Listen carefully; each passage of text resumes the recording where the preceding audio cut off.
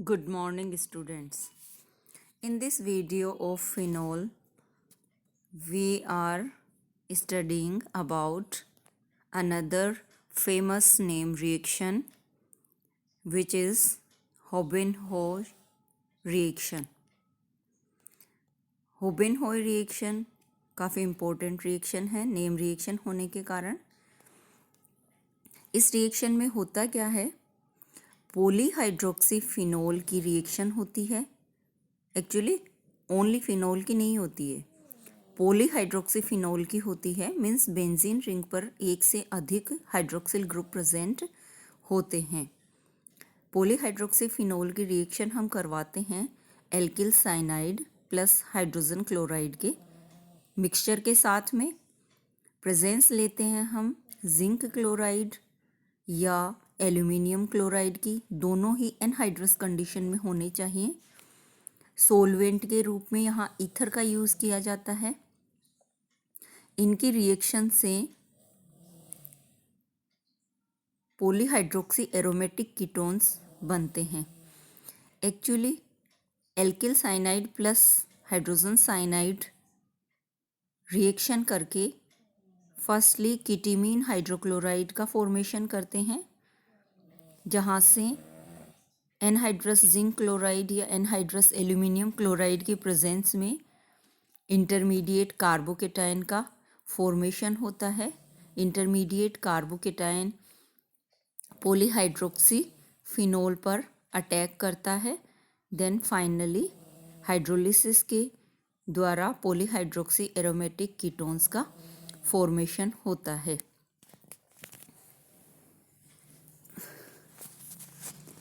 Reaction देख लेते हैं हम। यहाँ पे देखिए, ये है एल्किल साइनाइड, मिथाइल साइनाइड है। ये मिथाइल साइनाइड की हाइड्रोजन क्लोराइड के साथ एडिशन रिएक्शन होती है। एडिशन रिएक्शन के द्वारा कीटीमीन हाइड्रोक्लोराइड का फॉर्मेशन होता है। एल्यूमिनियम क्लोराइड की प्रेजेंस में ये इंटरमीडिएट या अटैकिंग स्पीसीज फॉर्म होती है। जब ये अटैकिंग स्पीसीज रिसोर्सिनोल पे अटैक करती है तो यह इस तरीके से अडक्ट बना लेता है। फिर इसका हाइड्रोलिसिस होता है। हाइड्रोलिसिस में 2,4 डाईहाइड्रोक्सी एसीटोफिनोन का यहाँ फॉर्मेशन हो जाता है। अमोनिया गैस का रिमूवल होता है। इसी तरह की दूसरी रिएक्शन हम देख सकते हैं। Another example of Houben Hoesch reaction, orcinol. Orcinol भी एक पॉलीहाइड्रोक्सी कंपाउंड है। Firstly alkyl cyanide plus HCl का कॉम्बिनेशन से कीटीमीन हाइड्रोक्लोराइड का फॉर्मेशन होगा। देन एल्यूमिनियम क्लोराइड की प्रेजेंस में यहाँ ईथर भी हमें सोलवेंट के रूप में लेना है। ईथर भी शुष्क ईथर होना चाहिए। वाटर ड्रॉपलेट्स यहाँ पे प्रेजेंट नहीं होनी चाहिए। एनहाइड्रस एल्यूमिनियम क्लोराइड की प्रेजेंस में ये जो कीटीमीन हाइड्रोक्लोराइड होता है वह कार्बोकेटायन में कन्वर्ट हो जाता है। यह कार्बोकेटायन एक्चुअली आर्सिनोल पर अटैक करता है। दोनों हाइड्रोक्सिल ग्रुप के बीच में, बीच वाली जो पोजीशन वेकेंट है वहाँ पर। देन हाइड्रोलिसिस प्लस हीटिंग के द्वारा हमारा final product 2,6 dihydroxy 4 methyl acetophenone का फॉर्मेशन हो जाता है। अमोनिया का रिमूवल हो जाता है यहाँ से। इस तरीके से होबेनहोए रिएक्शन कंप्लीट होती है। ये रिएक्शन अपने को गिव द फाइनल प्रोडक्ट के रूप में भी पूछी जा सकती है, सिंगल स्टेप डबल स्टेप के रूप में। जैसे ये दोनों आपको रिएक्टेंट दे दिए जाएंगे या इनके साथ में पॉलीहाइड्रोक्सी फिनोल के साथ में methyl cyanide plus HCl, arrow के ऊपर शुष्क जिंक क्लोराइड और निर्जल AlCl3 लिख दिया जाएगा। सोलवेंट ईथर लिख दिया जाएगा। फिर प्रोडक्ट A, देन हाइड्रोलिसिस के द्वारा प्रोडक्ट B। तो दोनों प्रोडक्ट को आपको पहचानना रहेगा। इस तरीके के क्वेश्चन अपने ऑर्गेनिक केमिस्ट्री में काफ़ी ज़्यादा पूछे जाते हैं और उनमें भी जो फेमस नेम रिएक्शंस होती हैं उनसे अधिकांशतः क्वेश्चंस पुट होते हैं। नेक्स्ट, मर्क्यूरेशन करवाने के लिए हमें एक्वस मर्क्यूरिक एसीटेट का यूज़ करना होता है। एक्वस मर्क्यूरिक एसीटेट जब फिनोल के साथ रिएक्शन करते हैं तो ऑर्थो पोजीशन से एक हाइड्रोजन का रिमूवल होता है और एसिटिक एसिड का फॉर्मेशन होता है। Then ortho hydroxy mercuric phenol बनता है। देखिए रिएक्शन कैसे होती है। ये फिनोल है हमारा,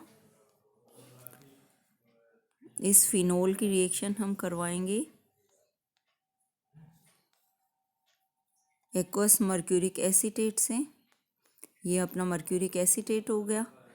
यहाँ से ऑर्थो पोजीशन वाला हाइड्रोजन यहाँ से हटेगा और ये इस तरीके से एसिटिक एसिड का फॉर्मेशन कर लेगा।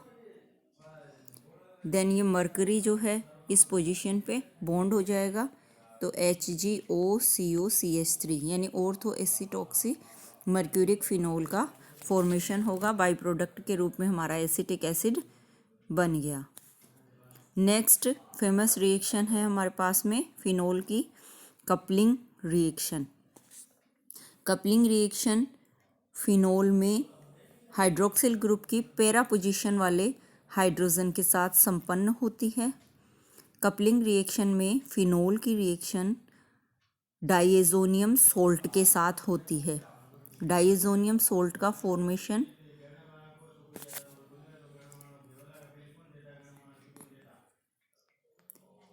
एनिलीन की रिएक्शन जब करवाई जाती है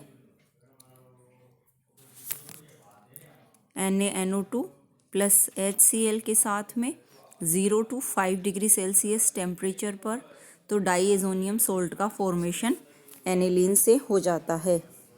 इस डाइएजोनियम सोल्ट की रिएक्शन फिनोल के साथ करवाने पर इस तरीके से फिनोल में पैरा पोजीशन वाले हाइड्रोजन का क्लोरीन के साथ रिमूवल हो गया। 0 डिग्री सेल्सियस टेम्परेचर पर यह रिएक्शन संपन्न होती है। वीक बेस की यहाँ पे हमें प्रेजेंस लेनी होती है। HCl के रिमूवल द्वारा यहाँ पे देखिए एजोडाइज का फॉर्मेशन हो जाता है। पैरा हाइड्रोक्सी एजोबेंजीन हमारे पास यहाँ बन गया। इसी तरह की ये जो कपलिंग रिएक्शंस हैं एनिलीन के द्वारा भी दर्शाई जाती हैं। एनिलीन के साथ भी सेम टाइप की कपलिंग रिएक्शन होती है। किस प्रकार से होती है हम देख सकते हैं। देखिए ये हमारा एनिलीन है। एनिलीन की पैरा पोजीशन वाला हम हाइड्रोजन लेंगे। ये डाइएजोनियम सोल्ट है। इस डाइएजोनियम सोल्ट के साथ में इस तरीके से यहाँ HCl का रिमूवल होगा। टेम्परेचर हमें रखना है 0 डिग्री सेल्सियस। वीक बेस की प्रेजेंस में ये रिएक्शन होती है। यहाँ HCl के रिमूवल द्वारा क्या हो गया, डाइएजो कंपाउंड्स का फॉर्मेशन हो जाता है और फाइनल प्रोडक्ट के रूप में हमें पैरा एमिनो एजोबेंजीन का प्रोडक्ट हमें मिल जाता है। यह भी वास्तव में एक एजोडाई है। इसे डाई के लिए काफ़ी अधिक यूज़ किया जाता है। इसी के साथ ही अपना ये फिनोल का चैप्टर कंप्लीट होता है। नेक्स्ट वीडियो में हम मिलेंगे एक नई यूनिट के साथ में। इससे रिलेटेड फिनोल चैप्टर से रिलेटेड कोई भी क्वेश्चंस क्यूरीज वगैरह प्रॉब्लम्स हों तो उसे मुझे व्हाट्सएप ग्रुप में बताए। Thank you.